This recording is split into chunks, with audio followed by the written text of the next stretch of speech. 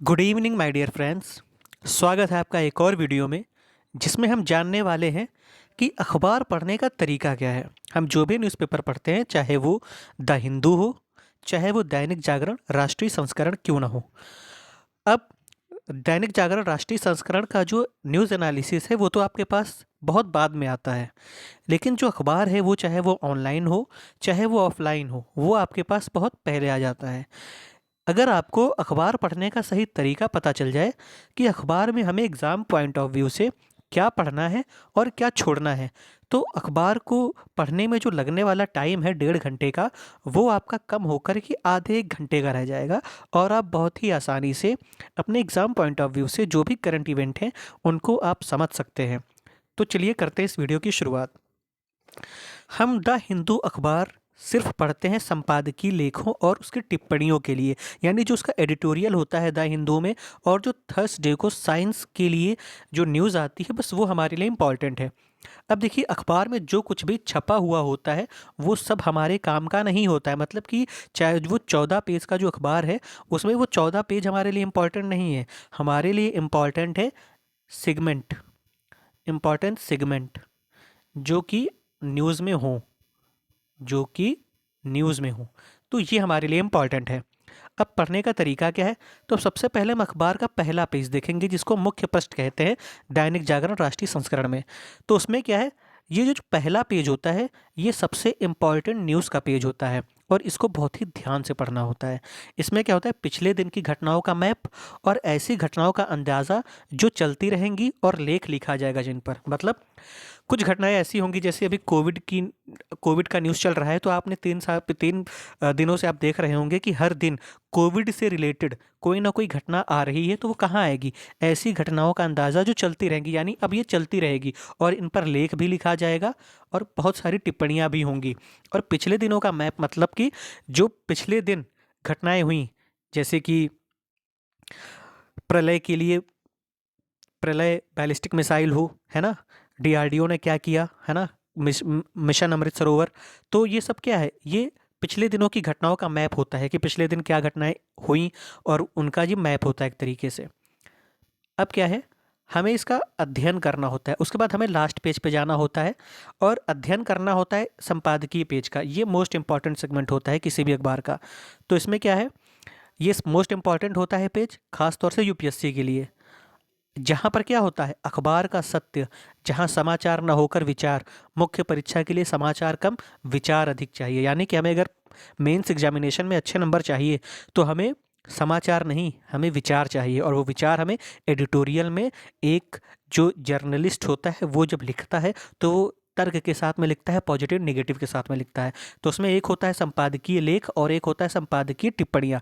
संपादकीय लेख में क्या होता है, संपादकीय लेख में मुख्य समसामयिक घटनाएं होती हैं, जैसे उसकी पृष्ठभूमि क्या है, घटना से जुड़ा इतिहास क्या है, घटना के राजनीतिक, सांस्कृतिक, सामाजिक कारण क्या है, और घटना के प्रति लेखक का क्या दृष्टिकोण है। और जो संपादकीय टिप्पणी होती है, वो जनता के विचारों का प्रतिनिधित्व होता है। बड़ी बात संक्षिप्त रूप में कही जाती है, जैसे नहीं, गागर में सागर भरना, है ना, वैसी बात। और ये यूपीएससी पॉइंट ऑफ व्यू से बहुत ही इंपॉर्टेंट होता है। अन्य खबरों में हमें क्या देखना होता है, खेल, जो राष्ट्रीय एवं अंतर्राष्ट्रीय महत्व के हैं, जिसमें सरकार की नीति, न्यायालय का निर्णय, लेख एज इट इज़ और पुरस्कार। फिर विज्ञान तथा पर्यावरण वाला सेगमेंट हमारे लिए इंपॉर्टेंट होता है कि साइंस के क्षेत्र में क्या तरक्की की गई, एडिटोरियल क्या आया। जैसे कि अभी आप लोगों ने कुछ दिन पहले अखबार में पढ़ा था कि सूरज की ऊर्जा से ही हमारे यहाँ पे काम होगा, है ना, तो वो एडिटोरियल साइंस का था।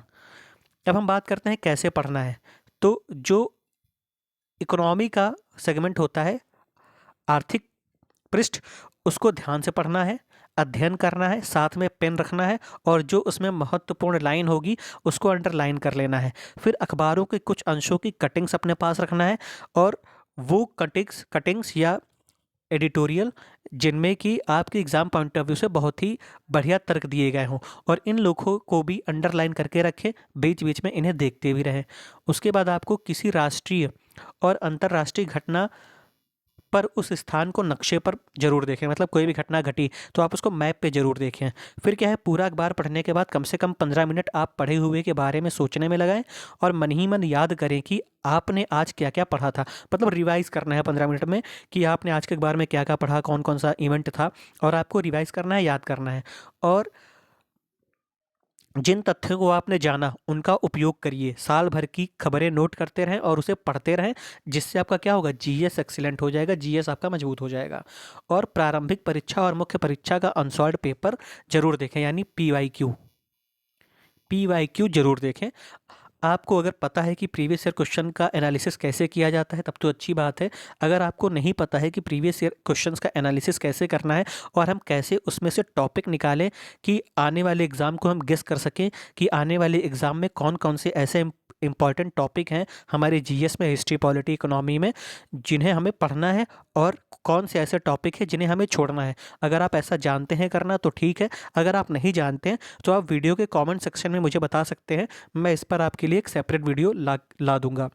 ठीक है, अब हमें ध्यान कहाँ देना है प्रारंभिक और मुख्य परीक्षा के पॉइंट ऑफ व्यू से, तो सरकार की नई नीतियाँ, योजनाएं, ग्राम विकास, गरीबी, स्वास्थ्य तथा शिक्षा, उसके बाद बेसिक आर्थिक स्थिति, इंफ्रास्ट्रक्चर बदला, इकोनॉमिक परिदृश्य, बजट, उद्योग एवं कार्यों से संबंधित, कृषि से जुड़ी बातें और संविधान से जुड़े इंपॉर्टेंट फैक्ट, जैसे कोई भी इस समय शीतकालीन सत्र चल रहा था तो इसमें कौन कौन से एक्ट आए हैं, कौन कौन से बिल पारित हुए हैं, तो ये आपको पढ़ना है, नोट करना है। सरकार एवं आयोगों द्वारा प्रस्तुत रिपोर्ट, ठीक है, जिनका नीति निर्धारण पर व्यापक प्रभाव पड़ता हो, प्रशासन से जुड़ी घटनाएं, नई घटनाएं, विशेषकर उनकी दक्षता के संबंध में, जैसे अभी आपने 25 तारीख का अखबार अभी मैंने आपको नहीं प्रोवाइड करवाया, उस पर मैं पढ़ रहा हूँ क्योंकि उसमें कुछ इंपॉर्टेंट था नहीं, लेकिन कुछ केस स्टडी थी जिनको आपको प्रोवाइड करवाना है, तो उसी पे काम चल रहा है, और कल आपको 25 तारीख का अखबार प्रोवाइड हो जाएगा और 26 का भी, यानी आज का भी। तो प्रशासन से जुड़ी घटनाएं आपने देखा होगा कि बीएसएनएल में क्या हो रहा है कि जो कर्मचारी ढंग से काम नहीं करते थे उनको समय से पहले ही रिटायरमेंट किया जा रहा है। तो ये एक उदाहरण है कि अगर आप सरकारी तंत्र में अच्छा काम नहीं करेंगे तो आपको भी ऐसी घटनाओं से रूबरू होना पड़ेगा। तो ये वाली घटनाएं आपको याद करना है क्योंकि ये एथिक्स में आपके काम आएगा। और विज्ञान की नई खोजें, विशेषकर science and tech, space, biotechnology और चिकित्सा के क्षेत्र में होने वाले विकास, डिजास्टर मैनेजमेंट से जुड़ी महत्वपूर्ण घटनाएं, पर्यावरण से संबंधित नई समस्याएं और उनका समाधान आदि, ये सारी है ना। और पॉलिटी में हमें क्या क्या देखना है, अभी आपको बताया, judicial activism, supreme court, high court, और bill passing, important act, decision of cabinet, report and indexes में hunger index, which publication, whose publication, content, India's ranking, है ना, ये सारी चीज़ें। और उसके बाद फिर ये आप पॉलिटिक्स में देख सकते हैं कि करंट इवेंट में क्या क्या चल रहा है। फिर आप रिपोर्ट देख सकते हैं, कस्तूरी रंजन रिपोर्ट, मिहिर शाह, रंगराजन कमेटी, ये सारी चीज़ें। उसके बाद आपको इकोनॉमी में क्या देखना होता है अखबार में, banking, mergers of banks, NPA, reserve bank, treasury policy, physical policy, monetary policy, reforms policy, digital banking, economic reforms, finance, investment, corporate sector, है ना। फिर RBI, IMF, world bank, WTO, ये सारी चीज़ें अगर आपको न्यूज़पेपर में दिखती हैं तो आपको इतनी चीज़ें कवर करनी होती हैं, है ना।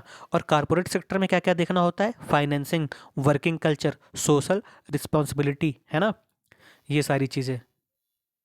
विज्ञान एवं प्रौद्योगिकी में space technology, medical technology, nano technology, genetic engineering, defence technology, health take extra etcetera. जैसा कि आपने करंट में देखा होगा, प्रलय मिसाइल लॉन्च की गई है ना, और सारी भी बहुत सारी डीआरडीओ की चीज़ें लॉन्च हुई हैं जो आपके करंट इवेंट का पार्ट है और न्यूज़पेपर में इसको कवर किया गया है ना। ये सारी चीज़ें आपको देखना है। फिर खेल में बैडमिंटन, खेल में आपको देखना होगा बैडमिंटन, टेनिस, कबड्डी, कुश्ती, बॉक्सिंग, ये सारी सारी चीज़ें, है ना, अपॉइंटमेंट, ये सारी। और आईआर से रिलेटेड अगर कोई न्यूज़ आ रही है, राष्ट्रीय सुरक्षा से, आंतरिक सुरक्षा से, ऊर्जा सुरक्षा, खाद्य सुरक्षा, रोजगार सुरक्षा, ये सारी चीज़ें आपको कवर करनी है न्यूज़पेपर से। ये इंपॉर्टेंट सेगमेंट है, आप नोट कर लीजिएगा। फिर करंट अफेयर्स का जो हम वर्गीकरण करते हैं वो कैसे होगा, सरकारी योजनाएं और नीतियाँ, विज्ञान और तकनीक, भारत के अंतरिक्ष मिशन और रक्षा प्रणाली, अंतर्राष्ट्रीय संस्थान जैसे विश्व बैंक, विश्व व्यापार संगठन, आईएमएफ, संयुक्त राष्ट्र आदि अंतर्राष्ट्रीय एनजीओ, अंतर्राष्ट्रीय सामाजिक और पर्यावरण संबंधी पहल, वर्तमान राष्ट्रीय समाचार प्लस पीआईबी, है ना। पीआईबी को आप ऑप्शनल रख लीजिएगा। फिर नेशनल लेवल पे think tank, NITI Aayog, RBI, मंत्रालय, एनजीओ इत्यादि मुद्दों जैसे गरीबी, बेरोजगारी, जलवायु परिवर्तन, लिंग, सामाजिक, आर्थिक, विज्ञान और प्रौद्योगिकी और पर्यावरण से संबंधित। और डिफेंस में आपने देख ही लिया कि कौन सी मिसाइल लॉन्च हुई, टैंक्स है ना, ये सारी चीज़ें। फिर आईआर में, फिर पर्यावरण संबंधी में एयर पॉल्यूशन, ये सारी चीज़ें। पॉलिटी में सुप्रीम कोर्ट है ना, ये आपको पहले ही आगे बता दिया। साइंस एंड टेक में भी आपको बता दिया। तो ये सारे टॉपिक आपको पढ़ने होते हैं एग्जाम पॉइंट ऑफ व्यू से। तो ये था अखबार पढ़ने का तरीका। अगर आप इस तरीके से अखबार पढ़ेंगे तो आपका समय भी बचेगा और आप अच्छी प्रोडक्टिविटी के साथ में आप पढ़ पाएंगे और आपके पास करंट इवेंट अच्छे बाकी लोगों की तुलना में आपके अपने खुद के नोट्स होंगे। जब आप देखिए मैगजीन में क्या होता है, मैगजीन में कभी भी कोई पूरी न्यूज़ नहीं आती है, इंपॉर्टेंट सेगमेंट को कवर किया जाता है 50-60 पेज के अंदर। लेकिन आपको होलिस्टिक जो अप्रोच मिलेगा वो न्यूज़पेपर रीडिंग से ही मिलेगा। इसीलिए आपको बोला जाता है कि आपको न्यूज़पेपर पढ़ना है। अगर आप अखबार पढ़ते होंगे तो आपको पता होगा कि बीपीएससी ने 68 में मेंस में बहुत सारे बदलाव किए हैं।